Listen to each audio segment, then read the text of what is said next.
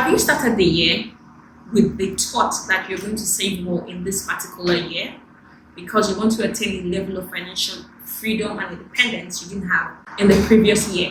And then you tell yourself, oh, this year I'm going to be more conscious about saving. This year I'm going to keep enough aside. I'm not going to spend as much as I did last year. And there goes your New Year resolution for the new year. You say, I'm going to save more in the year. And then in the middle of the year, you realize that, oh my God, I forgot I said that I was going to save more this year. And you're back to where you started from. Don't worry, that happened to a lot of us, myself included. And this is not something that is new to most people. This is something that most people have experienced. Now, in this video, we are going to be learning 10 personal finance tips that will help you save better in 2023. Hi there, my name is Rachel from Financial Oasis, your financial guide to attaining the life of your dreams. It's the new year and everybody's out there talking about what they want to achieve in the year, how financially independent they want to be, what they want to invest in, and you are just thinking to yourself like, I am going to start saving. I'm going to join the bandwagon of people who are talking about investment and saving. Now I'm going to be sharing with you 10 tips that you should know that will help you curtail excess spending, that will help you keep your financial spending in check. Now at number 1, we're going to be looking at excessive buying and just buying to impress people generally, which is something everybody does. I do it sometimes. I used to be guilty of doing that a lot until I started learning things about how to become financially independent. Now, if you buy things to impress people, not only do you buy things that you do not need, but you end up wasting money that you could have used for something else. Buying to impress or impulsive buying is something that you should cut out of your financial life this 2023 because it's going to end up putting you back to where you started from. So remember, when next you want to think about, oh, are they looking at me? Should I cover the check so my friends will think I'm rich? Should I buy that outfit so that my friends will think I look dope? Should I buy that car so that I can impress that girl? Remember, if it's not important or if it's not necessary, it shouldn't be on a list of things to buy.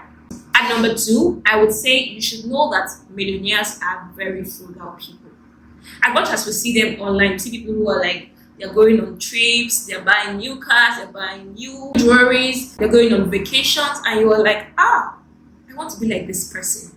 I want to have money so I can flaunt, so I can oppress people, so I can go to any country I want to go to, so I can do this, so I can do that. I should let you know that most millionaires are very frugal people. They know what it took for them to get where they are, so you don't see them just spending their money lavishly, unnecessarily, on things that they don't term important. So you see millionaires like Mark Zuckerberg, Warren Buffett, Elon Musk. You hardly see them all dressed up in Gucci and all the fancy brands that we know. They just wear simple outfits, a t-shirt, a pair of jeans, some very nice looking shoes, and they are on their way. Now, what does this tell you? It's very simple. For you to become a millionaire, for you to save up to that amount that you plan to at the beginning of the year, you need to live below your means. You can't be earning $200 and you are spending $180. It will take forever for you to get to that point where you want to be. So if you're earning $200, what you should work with is saving at least half of that. And then let the rest of the half care for whatever it is that you want to do, personal expenses and everything. Now, if you consistently do this $100 every month, at the end of the year, you are at $1,200 that you did not start the year with. But if you are earning $200 and you're spending $180, at the end of the year, you have $30 every month, and that leaves you with $240, which is next to nothing. So for you to make your money this year, for you to hit that financial target that you set for yourself, you should live below your means. Now, for my top point, I have to mention this. Now, if you're an average person who is working towards saving to become financially independent, you have to change your circle of friends. Before you start to judge me, I don't mean this the wrong way. So it's almost impossible for you to break past a certain barrier if all your friends are all in that same barrier. Why? Because there's nobody to motivate you.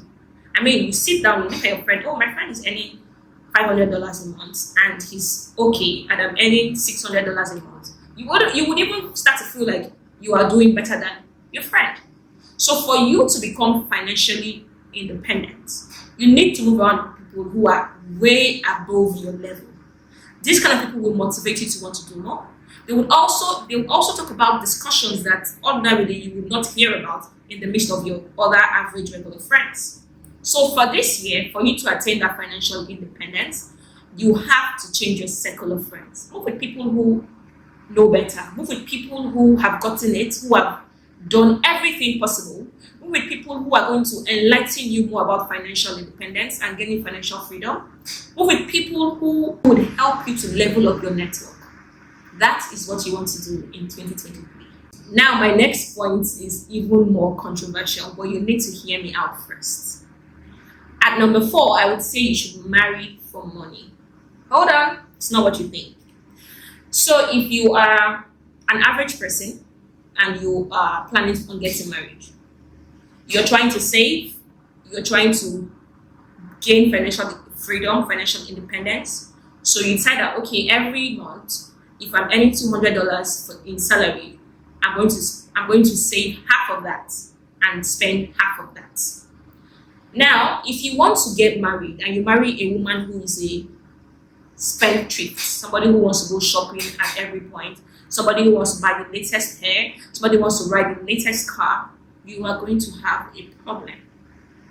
Now, when you're making plans to marry, ensure you marry a woman who is in line with your financial independence. A woman who would say, oh, why not let's save this and spend this? Oh, I see the brighter picture. Instead of using this money now to buy a new hair or a new car, how about investing it in so and so stock or so and so investment? And when we start to get the return on investment, we can use that to get a car or get whatever it is that we want. That is the kind of partner you want to have with you. So you want a partner who is also in tune with your financial goals, who is also in tune with with the financial boundaries you have set for yourself in order to attain financial independence. So like I said, marry for money. That means money should be at the back of your mind when you're thinking about marrying someone, either as a man or as a woman. Because if you're a woman who is also someone very financially conscious, marrying a man who can't exactly be bothered, it means that whatever the man sees, oh, today I made $50 from standing on the road, take this, let's use this to eat. That's all you'll be getting. And it will only end up getting you angry, getting you pissed off. Because you keep wondering, why does this man not want more? Why is he so lackadaisical? Why is he not clamoring, let's make more money, let's look for ways to invest what we have? And this will only end up frustrating anybody. So always have this at the back of your mind this year. Now, the next thing you should know to attain financial independence this year is that investing should be boring. It shouldn't be what you see online. Oh, come and invest in crypto. Oh, the crypto market is crashing, and so many news here and there. Investing is supposed to be boring. It's supposed to make you be like, this thing is boring. That is how investing should be. It should be boring but smart. Okay, let me think about this. How do I put my money here? Okay, let's do this. Let's do that. Not, oh, I heard that there is a new trend. Let me go and put my money there. I heard that this is trending. Let me go. That's not how you want to invest your money in 2023. You want to sit down, make conscious decisions, do your findings, do your research on a company or a stock you want to put your money in. Also, investment should take time. It's not something that you're putting your money in and you're expecting returns in 2 months or returns in 3 months. That's not the kind of investment you want. You want the kind of investment that when you put your money, you know, for this number of years, maybe for 10 years, this is money set aside for retirement, this is money set aside for buying a house, this is money set aside for this and that, and you will have a long-term plan.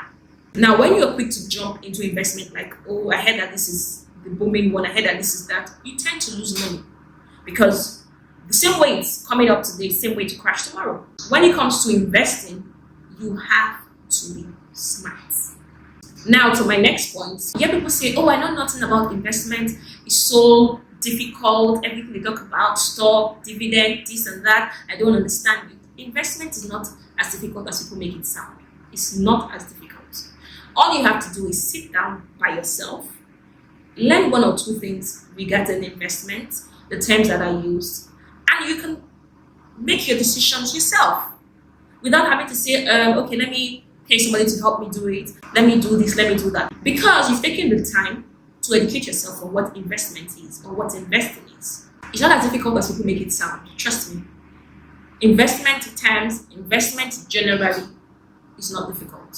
Take your time to read. If you have decided on a company that you want to invest with, look at their books, read about them, project. If I put my money here, will this company crash? Will I start hearing stories about the money that was invested? Those are things that you want to consider when investing. And this is not something that is difficult. But you hear people say, oh, I'll give somebody the money. That's additional money you have to pay somebody to do the work for you. Or you hear people say, I would use formulas, I will use this, I will use that. But even that is not safe. It's not certain. It's not cast in stone. But if you do your own research yourself, you will be making informed decision for yourself. For my next point, I mentioned this earlier, but I will just add one or two more points to it. Investing should be for a long term. When you're investing, you're not going into investment with, I need to get my returns or I need to get my investment back in 6 months. No.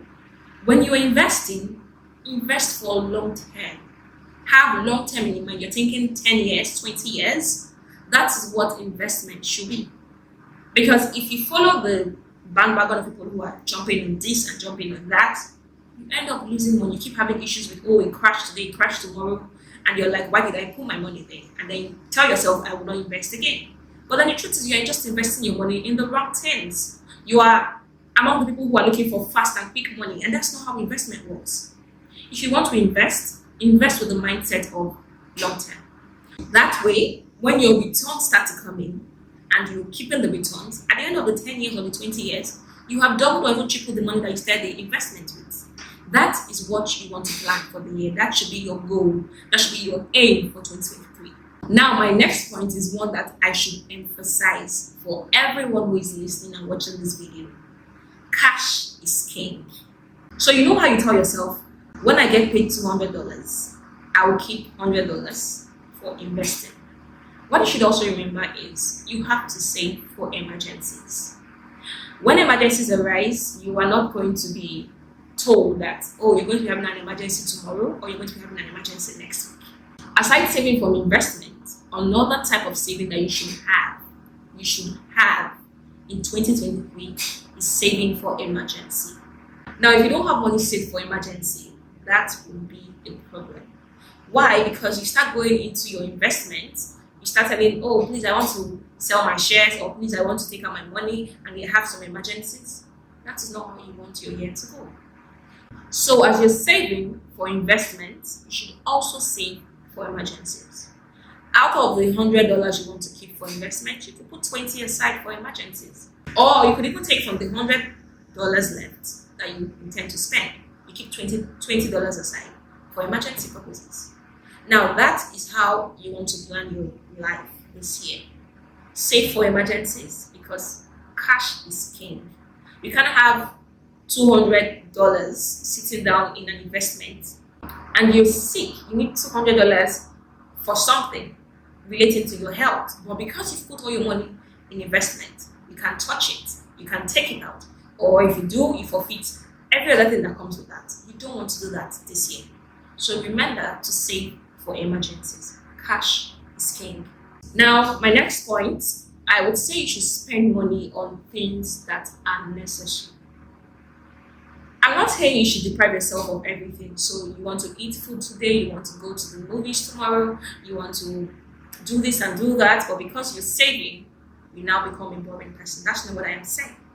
What I'm saying is buy the things that are necessary. Now, because you are saving, obviously you're depriving yourself. I would say when you want to buy the things that you love. Spend more on the things that you love. So if ordinarily you would go out with friends and pay the bills because you're trying to impress your friends, you buy the latest Benz because you want to impress that girl, and then this year you tell yourself, I am not going to do this, I'm not going to do that. If you like to own a Benz and you know you can afford it after saving for investing, and also saving for emergencies. Go ahead if that's the only item that you're going to purchase. I mean, spend more on what you love and spend less, or in fact eliminate spending on what you do not need or what you do not like. Because at the end of the day, if you buy, let's say, a bag that you ordinarily would not like or you don't like, but because other people are buying it and then you get pressured into buying it, guess what? The bag is just going to be sitting in your house looking at you. You wouldn't even want to take it out. So you might either end up giving it out to someone who would appreciate it. Now that is money that you could have used to get something that you would have loved. So this year, remember to only spend money on things that you love, things that are necessary, things that you know, if I buy this and I'm using it or I'm seeing it, I am going to be happy with myself. Not because you want to impress people, not because you are under pressure to do so, and not because you feel like, well, my friends are doing it, let me join them. Dead that mindset this year. And now for my final points, I should let you know this. Money buys a lot of things, a whole lot of things. But there is something that money buys that other people cannot buy for you, and that is freedom. Money buys you freedom. Money buys you financial freedom. Now, with money, there's a certain charisma that comes with having money. There's a certain happiness, there's a certain joy that comes with having your own money. It means that you can take care of yourself, you can get this for yourself, you can get that for yourself. You don't have to depend on anybody for money. Money can buy you financial freedom, and that is something that nobody can give to you. So this year, I want you to have it at the back of your mind that if I can buy anything at all with money, it can buy me financial freedom. And that's what everybody should aim to attain or aim to achieve this 2023. I should also let you know that money is a tool. Money is a tool that can get you anything, anyone, anywhere. But if you do not prioritize how you use money, or if you do not control yourself on how you spend money, you will end up always being broke, always eating from hand to mouth, always never hitting that financial goal that you want to attain, always never having enough to save in your investment account or to save in your retirement account or to save for emergencies. But when you learn how to use money as a tool, when you learn how to use money for yourself, you would gain freedom that people, millions of people all over the world, are struggling to attain. Remember this every time you think about buying that nice wear or the nice shoe or the nice bag or the nice whatever that you do not need. Thank you for watching. Now, if you've enjoyed this video, remember to give me a like. Also, subscribe to my YouTube channel so that you can become a part of the family. Hit the notification bell so that YouTube can personally notify you every time I drop a similar video like this. Share this video with your friend. I know there's somebody on your contact who needs to hear this. And let me know in the comment section which of the points resonates best with you. And remember, your financial freedom begins with you. Bye. I'll see you in my next video.